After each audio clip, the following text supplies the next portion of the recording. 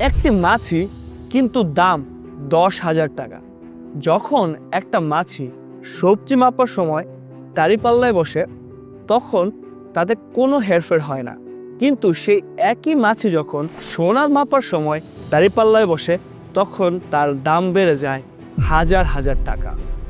একই মাছি একই বিষয়, কিন্তু শুধুমাত্র জায়গা পরিবর্তনের জন্য মাছির দাম পর্যন্ত বেড়ে গিয়েছে। একই মাছি, না সে নিজেকে পাল্টালো না তার ওজন বাড়লো, শুধুমাত্র সে তার জায়গা পরিবর্তন করলো। আমাদের জীবনটাও ঠিক একই রকম।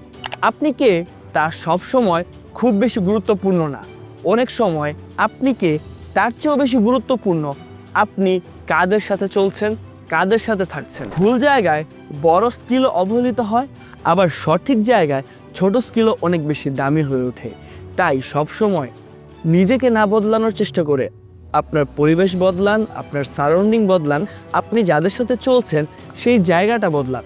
দেখবেন আপনার জীবন, আপনার মানসিকতা অনেক বেশি বদলে যাবে, যা আপনাকে সফলতার দ্বার প্রান্তে নিয়ে যাবে ইনশাআল্লাহ।